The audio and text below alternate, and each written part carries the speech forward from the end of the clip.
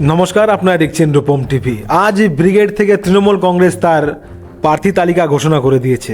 ব্রিগেডের তৃণমূল কংগ্রেস যে সভা করেছিল সেখানে কিন্তু যথেষ্ট পরিমাণে জনসংখ্যা হয়েছিল। তো জনসংখ্যা হয়েছে, ব্রিগেডে সভা করেছে, সব ঠিক আছে। সেইখান থেকে মমতা বন্দ্যোপাধ্যায়ের দল 42টি আসনের জন্য প্রার্থী তালিকা ঘোষণা করে দিয়েছে। আপনারা জানিয়ে রাখি, বিজেপি কিন্তু 42টি আসনে এখনও প্রার্থী তালিকা ঘোষণা করেনি।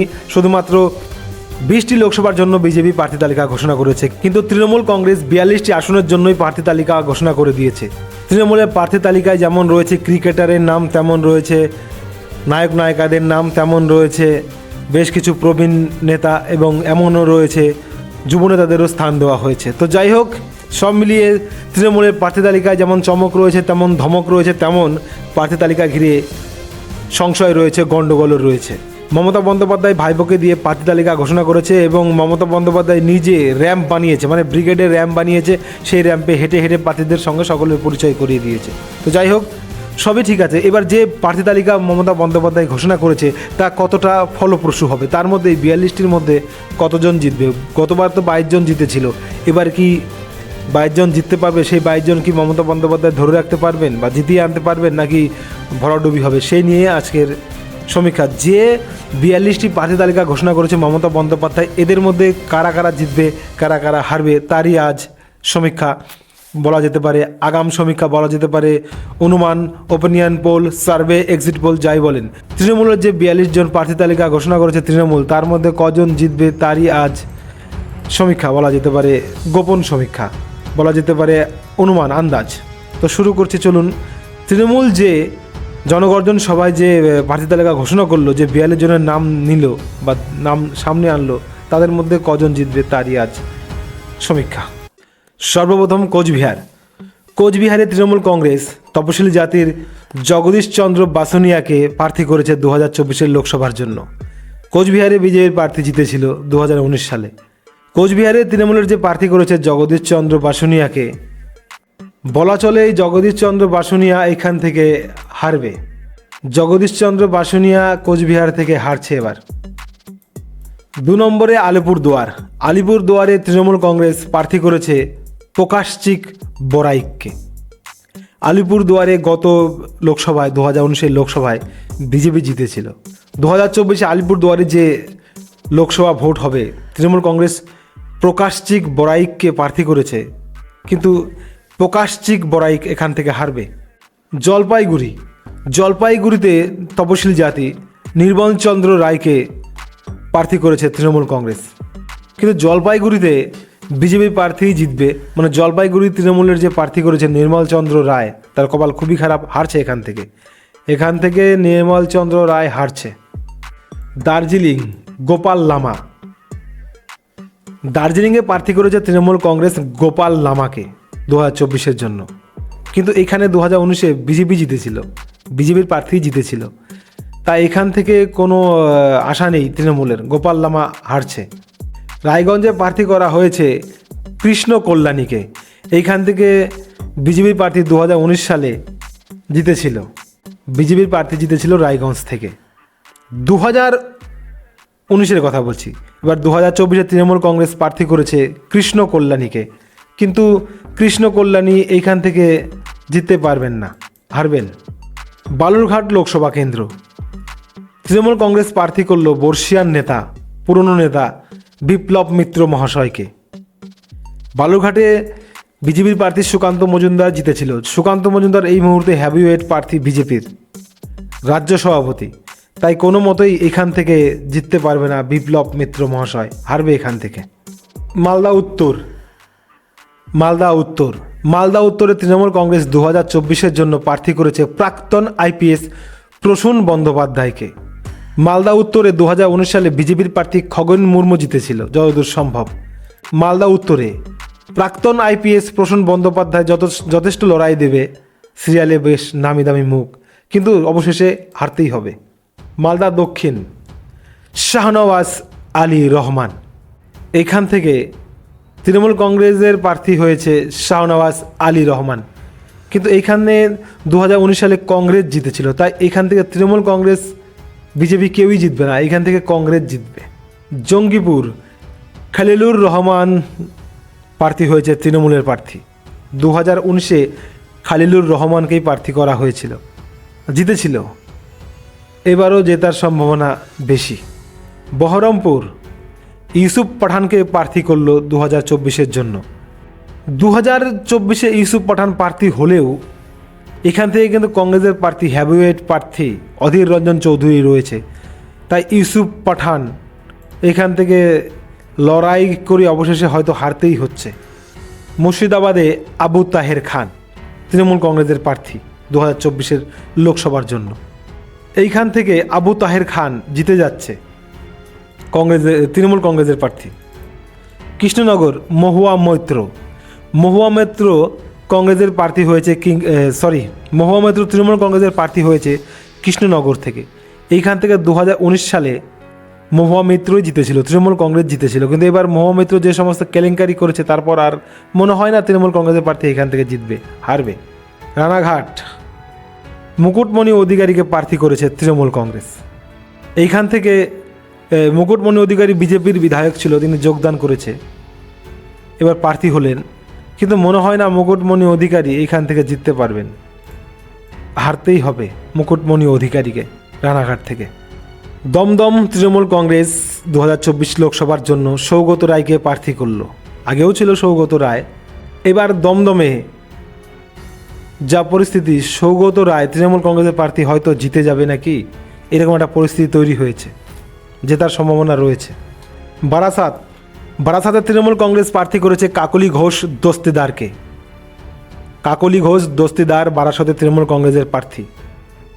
কিন্তু যা পরিস্থিতি বারাসাতে, কাকলি ঘোষ দস্তিদার বেকায়দায় পড়বে, হয়তো হারেই নাকি, যা পরিস্থিতি হারার সম্ভাবনা রয়েছে কাকলি ঘোষ দস্তিদারের। বসিরহাটে তৃণমূল কংগ্রেস প্রার্থী করলো এবারে হাজী নুরুল ইসলামকে। কিন্তু বসিরহাটে যে কাণ্ড ঘটিয়েছে শেখ শাহজাহান, নুসরত, তারপর বসিরহাটে জেতা সম্ভব নয় তৃণমূলের পক্ষে। তাই এখানে তৃণমূল কংগ্রেসের প্রার্থী হারার সম্ভাবনাই বেশি রয়েছে। জয়নগর প্রতিমা মণ্ডল দাঁড়িয়েছে এবার তৃণমূল কংগ্রেসের প্রার্থী হিসেবে। আগেও ছিল, বিগত দিনে এখানে প্রতিমা মণ্ডলই প্রার্থী ছিল। তো জয়নগরে তৃণমূল কংগ্রেসের প্রার্থী হারার সম্ভাবনা বেশি তৈরি হয়েছে, মানে হারতে পারে তৃণমূল কংগ্রেস প্রার্থী। মথুরাপুর বাপি হালদারকে প্রার্থী করলো তৃণমূল কংগ্রেস 2024-এর লোকসভার জন্য। কিন্তু যা পরিস্থিতি, মথুরাপুর থেকে বাপি হালদার হারবে তৃণমূল কংগ্রেসের প্রার্থী। ডায়মন্ড হারবার অভিষেক বন্দ্যোপাধ্যায় পুনরায় এখান থেকে দাঁড়াচ্ছে তৃণমূল কংগ্রেসের প্রার্থী অভিষেক বন্দ্যোপাধ্যায়। এখান থেকে জিতবেন অভিষেক বন্দ্যোপাধ্যায়, এটা আর কি বলবো, জিতবেন এখান থেকে। যাদবপুরে সায়নী ঘোষ দাঁড়াচ্ছে। যাদবপুরে তৃণমূল কংগ্রেসের প্রার্থী হয়েছেন এবার সায়নী ঘোষ। এই সায়নী ঘোষ শিবলিঙ্গ নিয়ে কন্ডম নানান রকম ঘটনায় জড়িয়েছে সায়নী ঘোষ। লাগাও সায়নী ঘোষ, অনেক সমস্যা। তারপরও কেমন যেন মনে হচ্ছে সায়নী ঘোষ যাদবপুর থেকে জিতে যাবেন তৃণমূল কংগ্রেসের প্রার্থী, তাই তো মনে হচ্ছে। কলকাতা দক্ষিণ মালা রায়কে প্রার্থী করলো তৃণমূল কংগ্রেস কলকাতা দক্ষিণ থেকে। কিন্তু কলকাতা দক্ষিণে তৃণমূল কংগ্রেস এর প্রার্থী মালা রায় জিততে পারেন, সম্ভাবনা রয়েছে। কলকাতা উত্তর সুদীপ বন্দ্যোপাধ্যায়, এখানে ঝামেলা রয়েছে। তৃণমূল কংগ্রেস প্রার্থী করলো সুদীপ বন্দ্যোপাধ্যায়কে, কিন্তু এখান থেকে তৃণমূল কংগ্রেসের আরেক বড় নেতা তাপস রায় পদত্যাগ করেছেন, তৃণমূল ছেড়েছেন, বিজেপিতে জয়েন করেছেন। এখান থেকে বিজেপির প্রার্থী হতে পারে তাপস, যার ফলে সুদীপ বন্দ্যোপাধ্যায়ের জেতার সম্ভাবনা কমে গেল। হাওড়া প্রসূন বন্দ্যোপাধ্যায়কে প্রার্থী করলো তৃণমূল কংগ্রেস। হাওড়া তৃণমূলের শক্ত ঘাঁটি, এইখান থেকে জিততে অসুবিধা হবে না তৃণমূলের। উলুবেরিয়া সাজেদা আহমেদ তৃণমূল কংগ্রেসের প্রার্থী হয়েছে, উলুবেরিয়া থেকে জিতছেন, এটা যা মনে হচ্ছে জিতবেন উলুবেরিয়া থেকে তৃণমূল কংগ্রেসের প্রার্থী সাজেদা আহমেদ 2024-এর প্রার্থী। শ্রীরামপুর শ্রীরামপুরে তৃণমূল কংগ্রেসের প্রার্থী হলো কল্যাণ বন্দ্যোপাধ্যায় 2024-এর লোকসভার জন্য। কল্যাণ বন্দ্যোপাধ্যায় এখান থেকে জিততে পারেন, তৃণমূল কংগ্রেসের প্রার্থী এখান থেকে জিতবে। হুগলিতে রচনা বন্দ্যোপাধ্যায় এবং লকেট চ্যাটার্জির মধ্যে ফাইট। রচনা বন্দ্যোপাধ্যায় তৃণমূল কংগ্রেসের প্রার্থী হয়েছেন 2024-এর জন্য। হুগলিতে বিজেপি জিতেছিল 2019-এ, তাই রচনা বন্দ্যোপাধ্যায় যতই দাঁড়ান ফাইট হবে, অবশ্যই ফাইট হবে। এখানে অত সহজে কেউ জিতবে না, তো শেষমেশ বিজেপি জিতবে এখান থেকে, বিজেপি প্রার্থী অর্থাৎ রচনা বন্দ্যোপাধ্যায় হারতে পারেন হুগলি থেকে। আরামবাগ, মিতালি বাগ তৃণমূল কংগ্রেসের প্রার্থী। আরামবাগে মিতালি বাগকে প্রার্থী করলো 2024-এর জন্য মমতা বন্দ্যোপাধ্যায়। এখান থেকে জিতবেন মিতালি বাগ, কংগ্রেস তৃণমূল কংগ্রেসের প্রার্থী জিতবেন। তমলুক, দেবাংশু ভট্টাচার্য তৃণমূল কংগ্রেসের প্রার্থী 2024-এর লোকসভার জন্য। বিজেপি এখান থেকে অভিজিৎ গাঙ্গুলিকে দাঁড় করাচ্ছে, যার ফলে এটা বলাই যেতে পারে তমলুকে দেবাংশু হারছে, গোহারা হারছে। কাথি, উত্তম বারিক, কাথিতে শুভেন্দুর ভাই দাঁড়িয়েছে, তার ফলে তৃণমূল কংগ্রেসের প্রার্থী উত্তম বারিক এখান থেকে হারবেন, গোহারা হারবেন। ঘাটাল, দীপক অধিকারী, দেব, এখানে বিজেপির প্রার্থী হয়েছে ধীরন। ফাইট, টক্করে ফাইট, কিন্তু দেব হারতে পারে, কারণ এখানে অনেক দুর্নীতিতে জড়িয়েছেন দেব, যার ফলে হারতে পারে দীপক অধিকারী। নায়ক দেব হারতে পারেন। ঝাড়গ্রাম, তৃণমূল কংগ্রেসের প্রার্থী হয়েছেন কালীপদ সরেন, এইখান থেকে বিজেপির প্রার্থী হবেন দিলীপ ঘোষ, যার ফলে কালীপদ সরেন তৃণমূল কংগ্রেসের প্রার্থী, ঝাড়গ্রামের প্রার্থী হারবেন এখান থেকে। মেদিনীপুরে জুন মালিয়াকে প্রার্থী করলো তৃণমূল কংগ্রেস 2024-এর লোকসভার জন্য, কিন্তু মেদিনীপুরে জুন মালিয়া কোনোভাবে জিততে পারবে না। পুরুলিয়া, শান্তিরাম মাহাতোকে প্রার্থী করলো তৃণমূল কংগ্রেস। শান্তিরাম মাহাতো 2024-এর তৃণমূল কংগ্রেসের প্রার্থী, কিন্তু এখান থেকে অনায়াসে গোহারা হারবেন, জিততে পারবেন না।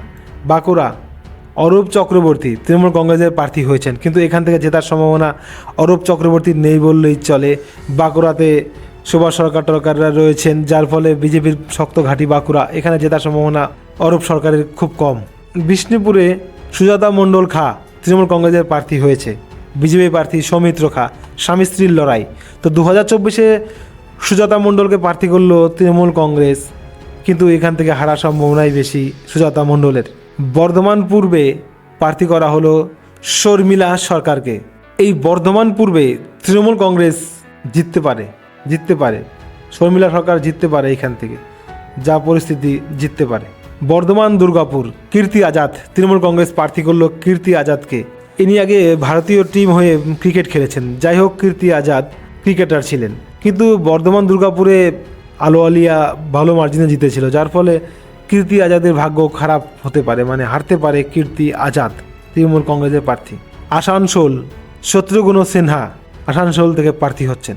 বাবুল সুপ্রিয় ছিলেন, চলে গেছেন, বাবুল সুপ্রিয়, শত্রুঘ্ন সিনহা এসেছেন, তারপর ভোটে দাঁড়িয়ে উপনির্বাচনে জিতেছিলেন, কিন্তু 2024-এর লোকসভায় হারছেন শত্রুঘ্ন সিনহা তৃণমূল কংগ্রেসের প্রার্থী।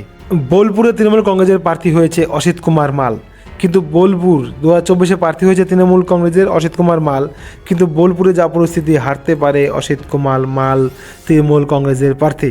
বীরভূম, শতাব্দী রায় তৃণমূল কংগ্রেসের প্রার্থী, কিন্তু বীরভূমে আসল জিনিসই নেই, অনুব্রত মণ্ডলই নেই, তারপর তৃণমূল কংগ্রেসের প্রার্থী শতাব্দী রায় জিততে পারবে কিনা সন্দেহ রয়েছে, হারতে পারে বা হারবে। তো যাই হোক, যে 42টি প্রার্থী ঘোষণা করেছে তৃণমূল কংগ্রেস, তার একটা সাধারণ সমীক্ষা করলাম, কে জিততে পারে আর কে জিতবে না, তো মোটামুটি এই সমীক্ষা মিলেই যাবে। তো যা পরিস্থিতি 2024-এ ভালো ক্ষতি হবে তৃণমূল কংগ্রেসের। যে সমস্ত প্রার্থী করেছে বেশিরভাগ বিজেপির থেকে আসা, বেশিরভাগ বিধায়ক, বেশিরভাগই মানে আনকোরা, তারপর বহিরাগত বেশি দাঁড় করিয়ে দিয়েছে, ভূমিপুত্র কম দাঁড় করিয়ে দিয়েছে, যার ফলে তৃণমূল কংগ্রেসের ব্যাপক লস হবে, মানে ক্ষতি হবে তৃণমূল কংগ্রেস। খবর ভালো লাগলে সাবস্ক্রাইব, লাইক, শেয়ার করবেন। জয় হিন্দ।